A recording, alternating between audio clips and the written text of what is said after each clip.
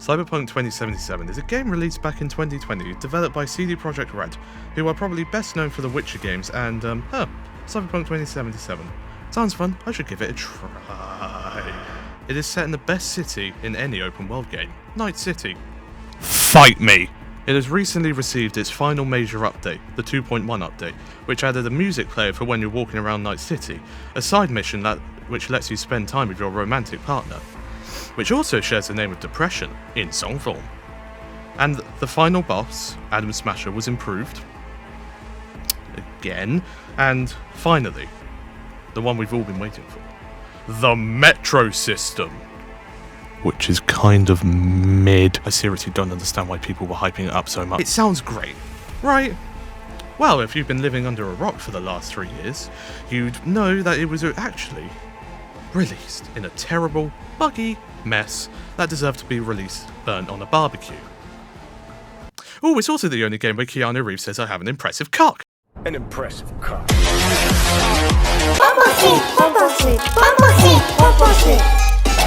Okay, that barbecue comment was just a little too harsh. So, why was the game obviously unfinished when it launched? There are actually many reasons for this. COVID, not enough time, not enough people working on it compared to other big AAA titles of similar size, such as Red Dead Redemption 2, and very, very, very impatient and demanding higher-up executive forcing the developers to release the game early. It's clear, though, that some of the biggest issues were COVID and not enough time. Whilst it was announced and sort of started development back in 2012 with a short cinematic teaser, it didn't properly start development until 2016, after the final Witcher 3 DLC was released. Yeah, 4 years is not enough time to make a game of this scale, especially when compared to other games of similar scale like Red Dead Redemption 2, which started development back in 2012 and released back in 2018.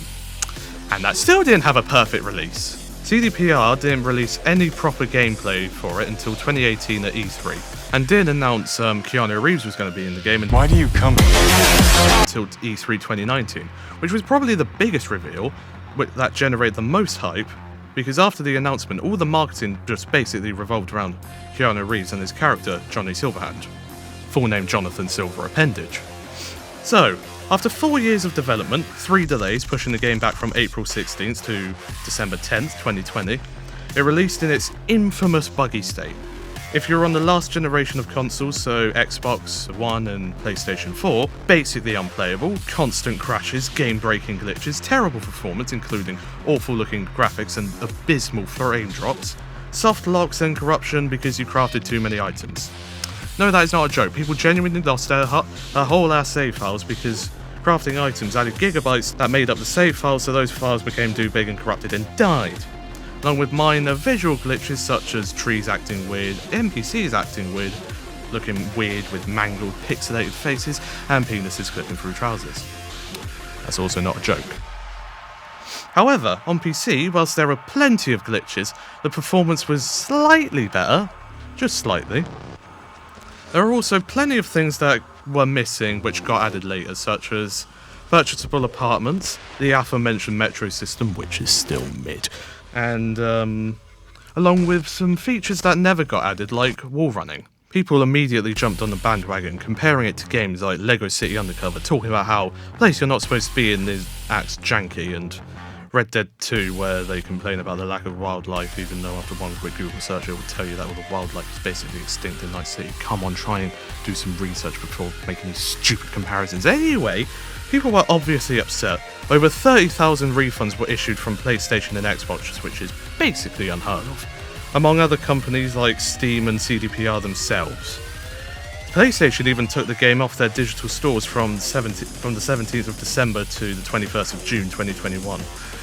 A lawsuit was later filed against CPR for $1.85 million for false advertising and misinformation about the game, which, fun fact, was officially settled in the 5th of January last year. However, it may not seem like it, but Cyberpunk did receive some praise and even some awards when it came out. Mainly for the music, which does have some bangers. It was also praised for how the game actually looked. If you're on PC anyway. After all the backlash, CDPR apologised profusely, and they promised to update and fix the game. They released roadmaps and eventually fixed the game. Most of the The game now is great.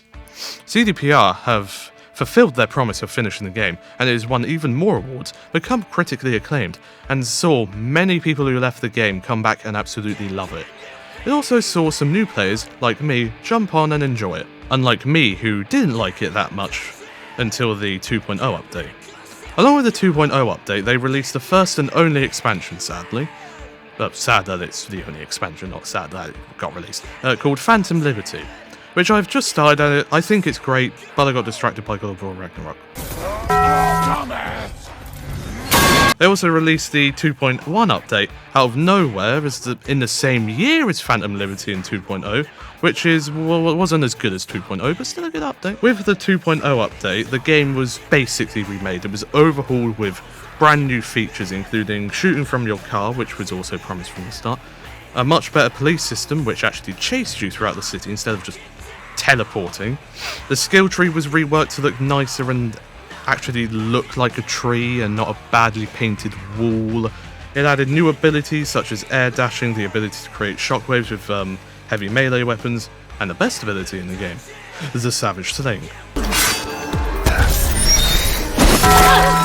It also made driving feel much better, whereas before the 2.10 update, felt like you were driving on ice with lube covering your tyres, and I was making orphans left and right on accident. Now I do it on purpose. 49 people are dead. But it does not mean it's completely devoid of bugs. I have encountered quite a few. People clipping through cars, cars clipping through other cars, police officers turning into Darth Maul, floating lampposts that shouldn't be floating, men sitting on air, this woman is standing on another woman, he's clipping into a bin, what is I'm carrying actually float, that arm is clipped into a wall, I wonder what happens if I cut it off. Sweet Jesus, my shadow looks like Slender Man, there's a piece of floor that hasn't loaded, how as if I walk in it. See you around. Well, that's disappointing. Oh no, this bike is getting jiggy. No, not that stupid cat ever again. Here we go. Much better.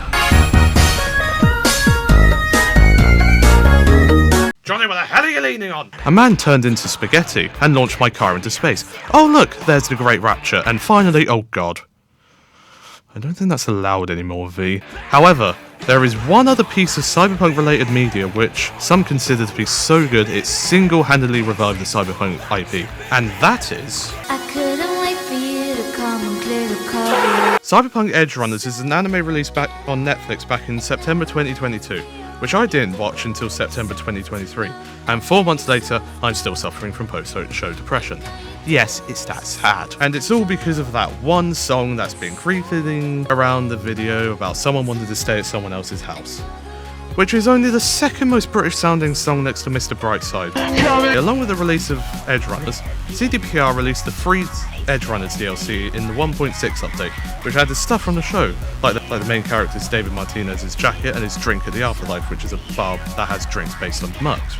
It also had the gun that belonged to Rebecca, the best Edge Runners character. This show was massive for Cyberpunk 2077. It saw the number of players skyrocket to over 1 million active players. Which, yeah, come to think of it, Edge Runners did actually revive Cyberpunk. CDPR have truly proven themselves with Cyberpunk in the past couple of years. They have created something outstanding, and they are not stopping. They've announced the next Cyberpunk game, which is going to be called Project Orion, and a live Orion. It's Orion, isn't it? Yeah, it's Orion. It's Orion. It's Orion. Project Orion, and a live-action film set to release in 2025, along with plans to make more multimedia projects such as books, more merchandise, toys, stuff like that. So with that, thank you for watching, and I hope to see you soon. If you didn't enjoy it, I perfectly understand why.